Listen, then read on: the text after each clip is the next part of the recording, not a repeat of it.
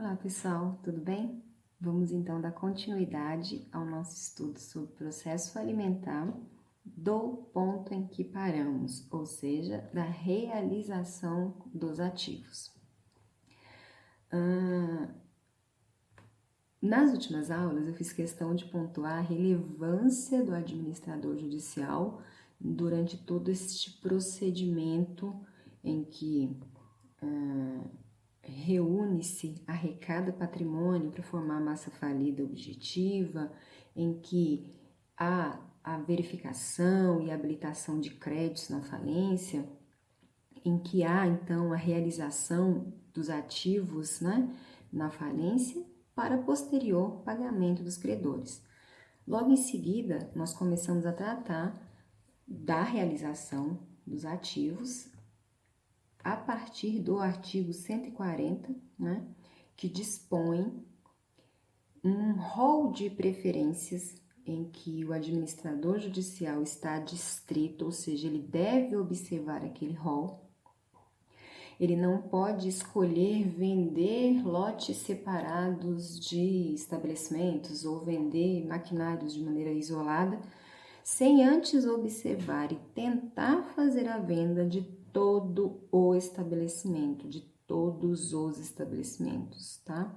Como um lote fechado, como um bloco, para que aquela atividade seja continuada por alguém que tenha interesse. Então, nesse sentido, nós frisamos e demonstramos a relevância dessa venda, de todos os estabelecimentos em bloco, em razão do princípio da preservação da empresa.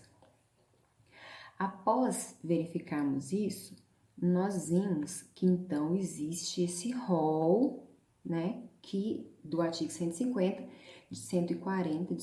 que elenca uma ordem de preferência. Essas modalidades, que são as modalidades permitidas pela lei, estão lá no artigo 142. O artigo 142 da lei estabelece que, ouvido o juiz, ouvido o administrador judicial e atendendo à orientação do comitê, se houver comitê, por quê? Porque o comitê de credores, ele não é obrigatório no processo alimentar. Pode existir, mas ele não é obrigatório.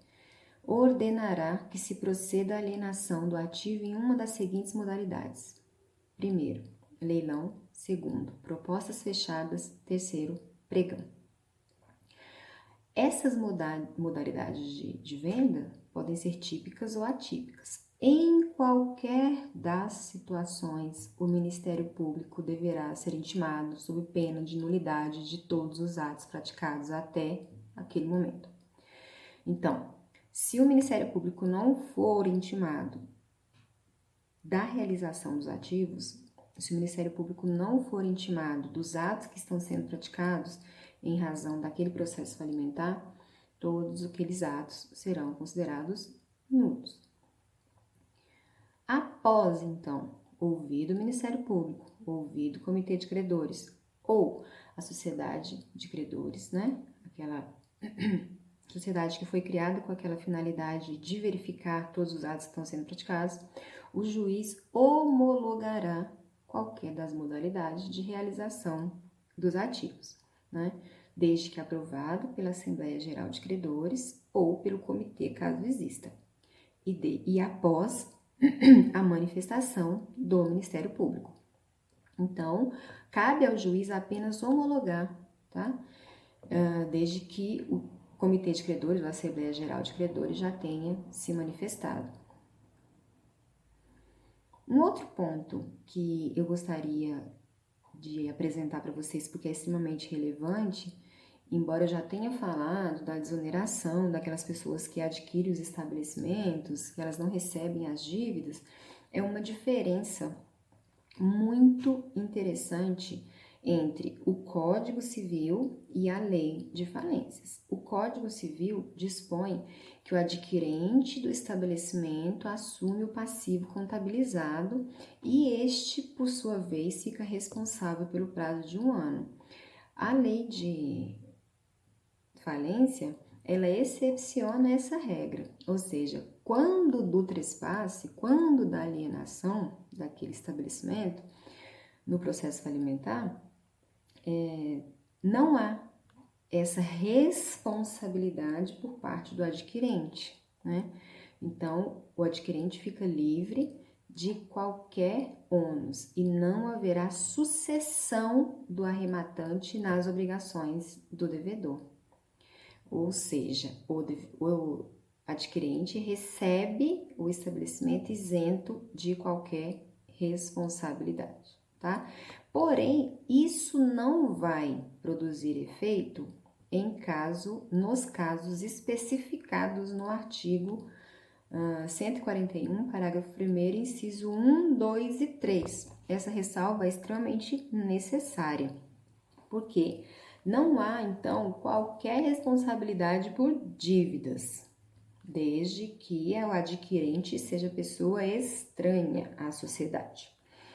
Esses incisos que eu mencionei tratam de sócio da sociedade falida, parente em linha reta ou colateral até o 4º grau e pessoa identificado como agente do falido. Então, para evitar fraude na arrematação, essas pessoas, do artigo 141, parágrafo 1º, inciso 1, 2 e 3, caso adquiram esse estabelecimento, continuam sendo responsáveis por essas dívidas anteriores à compra. É uma exceção, né?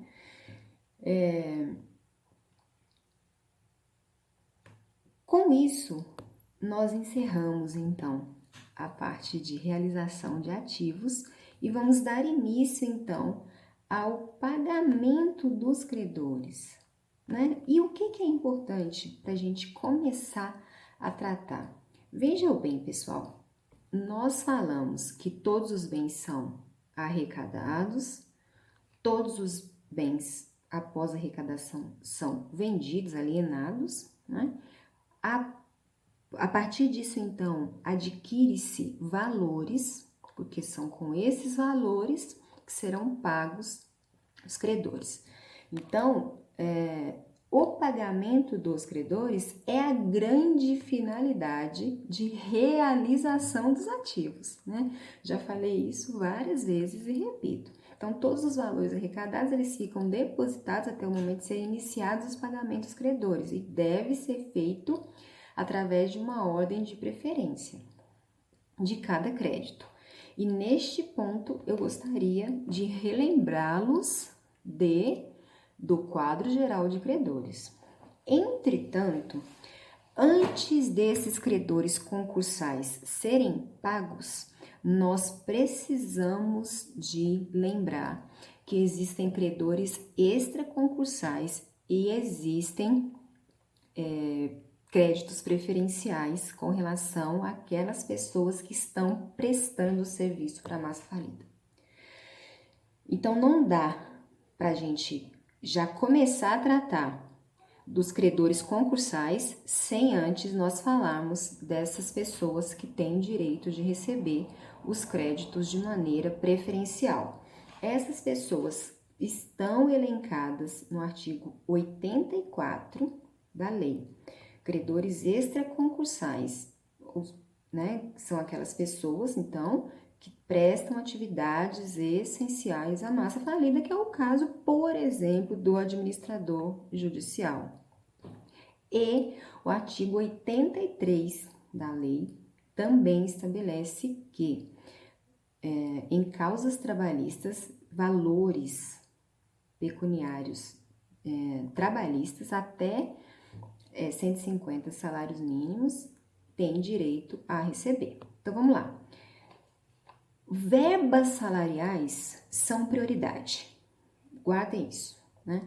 Então, o artigo 151, estabelece que os créditos trabalhistas de natureza estritamente salarial vencidos, nos 3 meses anteriores à decretação de falência, até o limite de 5 salários mínimos, serão pagos logo que haja disponibilidade em caixa. Então, o artigo 150 e o artigo 151 estabelece essas pessoas que vão receber antes mesmo dos credores concursais. Então, os recursos serão pagos, né, depois de feitas as devidas restituições. Lembram que nós vimos daqueles bens que estão na posse da massa falida, mas que não pertencem ao falido, eles são restituídos. Logo em seguida são pagos os credores extraconcursais, estão lá no artigo 84. E também os créditos trabalhistas no artigo 151, créditos trabalhistas de natureza estritamente salarial, vencidos nos 3 meses anteriores à decretação de falência.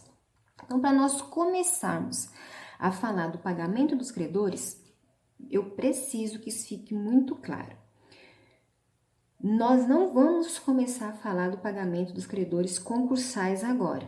Eles têm uma ordem de preferência, nós vamos precisar de compreender cada um deles de maneira muito clara. Mas, antes dos credores concursais, que se formou através do quadro geral de credores, através daquela observação, da análise do administrador judicial, nós tivemos uma aula de verificação e habilitação de créditos. Através dessa aula de verificação e habilitação de créditos, se formou um quadro geral de credores. Este quadro geral de credores tem uma ordem de preferência para ser pago, para ser observado, tá? Então, quadro geral de credores está lá no artigo 83. Porém, antes mesmo de serem pagos os credores concursais, nós precisamos de compreender que aquilo que foi arrecadado após a realização dos ativos deve ser pago primeiro, então, os créditos extraconcursais, que estão lá no artigo 84, e as pessoas do artigo 151, ou seja, aquelas pessoas, os empregados que têm créditos trabalhistas.